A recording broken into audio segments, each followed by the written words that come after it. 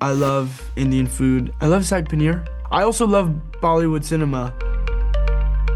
In Yeah, India, you kidding? I'd love to absolutely. go Yeah, there. I've never been. I would love to, 100%. General Acacius. There are victories yet still to come. Rome has so many subjects. She must feed them. In a much anticipated cinematic return to ancient Rome, Gladiator 2 is set to hit theaters on November 22, rekindling the saga of power, vengeance, and political intrigue that captivated audiences in Ridley Scott's 2000 classic Gladiator. Directed once again by the visionary Ridley Scott, the sequel promises to bring the grandiosity of ancient warfare, political scheming, and deeply personal struggles to life, along with a new cast and story twist. Survive! Hold together and when it charges, break for the wall.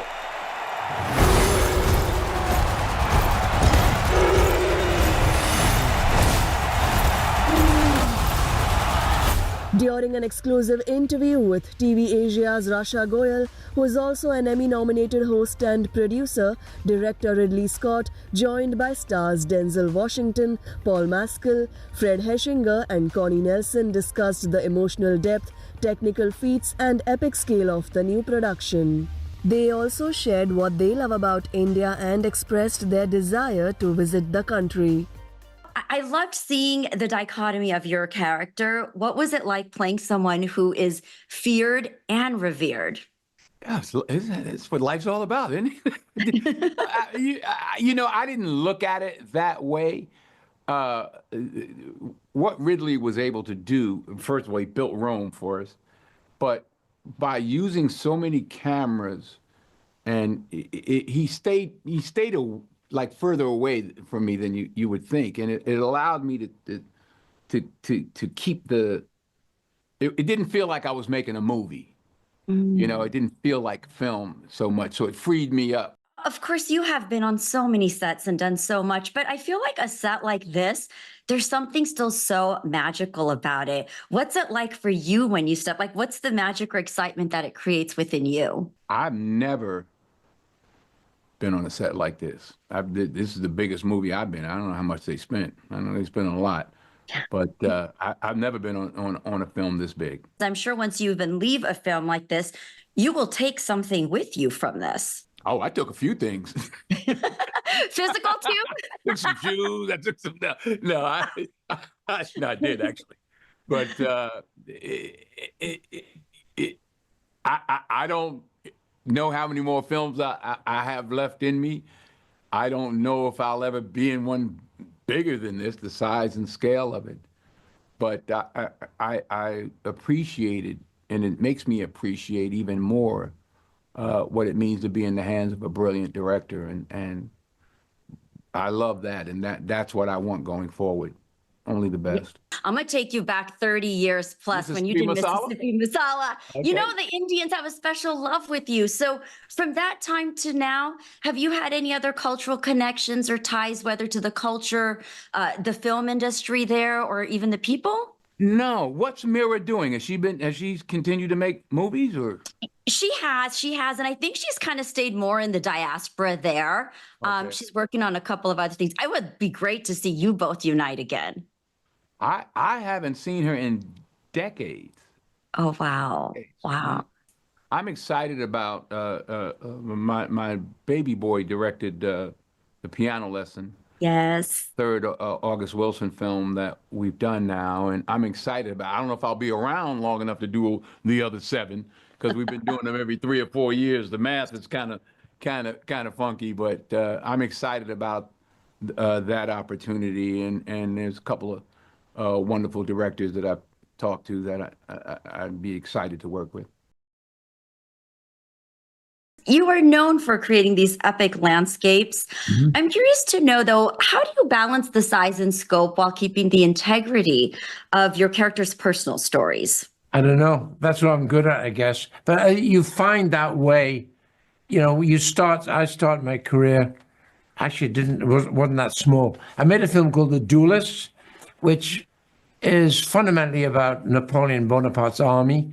But it was small, and I picked my way through that, gradually expanding to and the next one, and I like doing big canvases.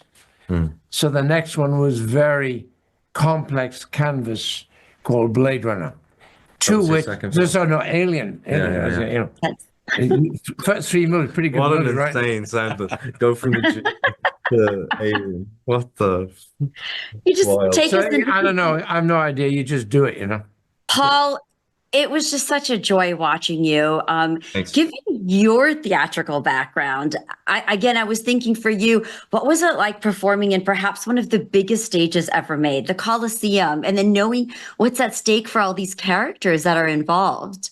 I think I relied heavily on the fact that I'd been on stage before. I think Ridley will probably say this. I think he works a lot actually with with actors who've worked on stage.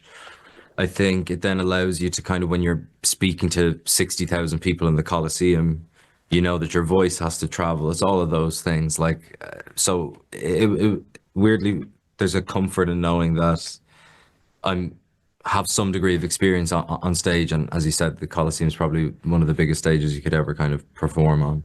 Stage actors have something else to dig into. It's not just intuition. It's actually physical practice, how to reach the back row without being over the top. Any interest to ever work there for either one of you?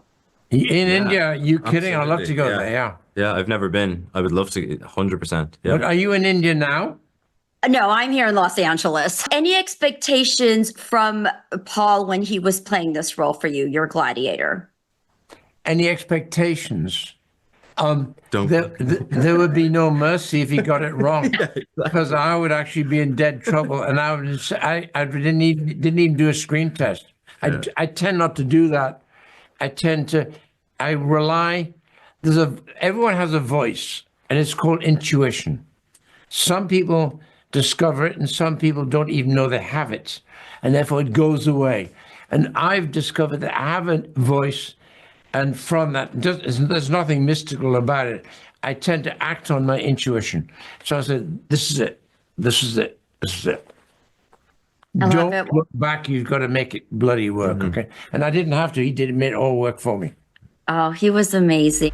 The long-awaited sequel picks up 16 years after the events of the first film. Actress Connie Nielsen reprises her role as Lucilla in the long-awaited sequel to the historical epic.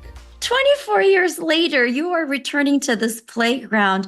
What was that like for you? Because I understand initially you were a little skeptical about this. I mean, I had heard about the idea many times before, you know, and I wasn't sure if they were going to get it off the ground. And I think there was a lot of sort of skepticism just generally. Why redo this film when they are like, this is an incredible story already? And I think it's because people just couldn't imagine that it wasn't about redoing it at all. It was about creating a second chapter, a new chapter, a new sort of part in the new installation of the story. Just like we go from family to family or generation to generation, this is just a generational iteration of the film. And I just didn't know if they were going to succeed in writing a story that would grasp you like this one ended up doing. And I was just so pleased when I saw the script and realized that, yes, they had. Of course, I have to have a woman-to-woman moment here with you. Talk to me about Pedro Pascal and working with him. It just seems like a dreamy situation for anybody. It is. He is one of the most charming persons living at this moment in this world. He is an incredibly charismatic person with this incredible generous spirit, and people sense that. He's just an extraordinarily generous spirit, and I just cannot say enough good things about him. I adore him. Thelma star Fred Heshinger also spoke about the unique experience he had while working in the movie. I had so much fun watching your character. What a nuanced and reckless guy. Given that you're working with a director who kind of gives you that free rein, how did you go about creating him for yourself? One of the things that was so special and is unusual, unique about this whole experience was that I got to partially build him with Joseph Quinn, who plays my other half in a sense. It's rare to be a double act, but at key parts in this film, we are one, you know? And so that was something that was really special, kind of crafting that part of it together. Did Ridley Scott ever have any advice for you as you came on set, or did he just kind of leave it as an open playground for you? But when we started filming, he would tell me these incredible stories about his career, you know, these films of his that he made that I loved. He would tell me just great stories about how he made them. He would talk a lot about when he was younger, the commercial directing that he did. And for the first couple of weeks, I think I thought that these stories were like secret morals, like he was kind of giving me these hidden hints how to make this one. And then I realized, oh no, I'm asking questions and he's just wanting to share these stories with me.